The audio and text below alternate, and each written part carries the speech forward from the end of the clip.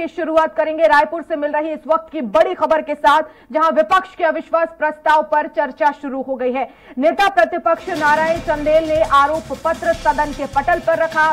सरकार के खिलाफ 109 बिंदुओं पर आरोप पत्र बीजेपी लाई है।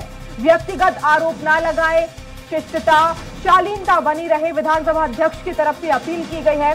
बीजेपी विधायक बृजमोहन अग्रवाल ने आरोपों की जो है वो शुरुआत की और प्रदेश में ऐसी सरकार जिसमें युवाओं को नग्न दौड़ना पड़ रहा है, बृजमोहन अग्रवाल की तरफ से ये बयान जारी किया गया।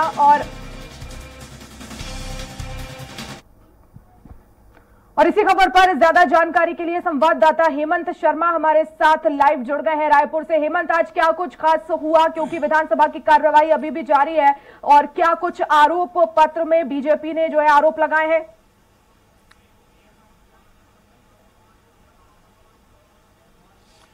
देखिए, विधानसभा के मानसून सत्र का चौथा और अंतिम दिन है वर्षा, और आज सदन की कार्रवाई शुरू होते ही प्रश्नकाल में कई तरह के मुद्दे बीजेपी के विधायकों ने उठाए।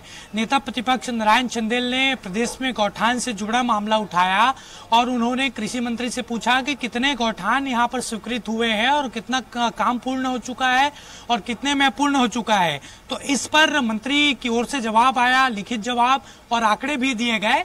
लेकिन नेता प्रतिपक्ष ने आपत्ति जताई कि जिस तरीके से गोबर खरीदी हो रही है वो उसमें फर्जीवाड़ा हो रहा है। 229 करोड़ रुपए के घोटाले का आरोप सीधे तौर पर बीजेपी के विधायकों ने सरकार पर लगाया।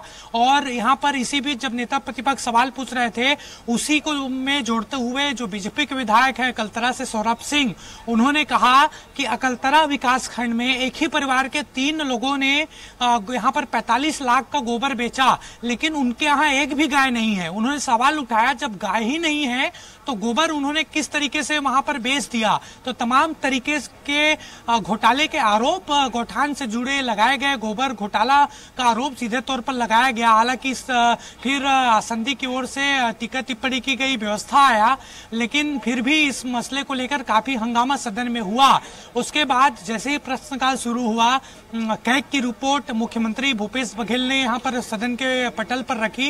इसके बाद अविश्वास प्रस्ताव पर चर्चा शुरू हुई। नेता प्रतिपक्ष नारायण चंदेल ने अविश्वास प्रस्ताव पटल पर रखा। उसके बाद बृजमोहन अग्रवाल ने सबसे पहले चर्चा की शुरुआत की, और जैसे ही बृजमोहन अग्रवाल ने कहा कि छत्तीसगढ़ के इतिहास में पहली बार ऐसा हुआ है कि जो युवा है वो नंगा होकर प्रदर्शन कर रहे थे, जैसे ही शब्द का उपयोग किया गया, सत्ता पक्ष की ओर से भारी आपत्ति आई। इसके साथ साथ उन्होंने एक बात का और जिक्र किया बृजमोहन अग्रवाल ने कि सरकार नंगी हो गई है। इस शब्द की भी आपत्ति सत्ता पक्ष की ओर से हुई।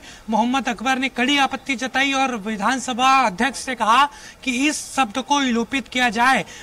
जब बृजमोहन अग्रवाल ये चर्चा कर रहे थे और बार बार प्रदर्शन का जिक्र कर रहे थे एसटी-एससी युवाओं का, तब भयंकर यहाँ पर हंगामा हुआ। भारी बहस देखी गई सत्ता पक्ष और विपक्ष के बीच, और अभी भी बृजमोहन अग्रवाल 1 घंटे से ज्यादा का समय हो गया है, वो अविश्वास प्रस्ताव पर चर्चा कर रहे हैं, और उनके चर्चा करने के दौरान सत्ता पक्ष की ओर से लगातार आपत्ति भी जताई जा रही है।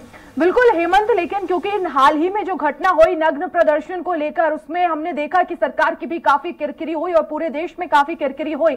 बीजेपी ने भी जो है उस प्रदर्शन पर सवाल उठाए, लेकिन सत्ता पक्ष की तरफ से आखिर इस पूरे ही मामले में क्या स्टैंड रखा गया?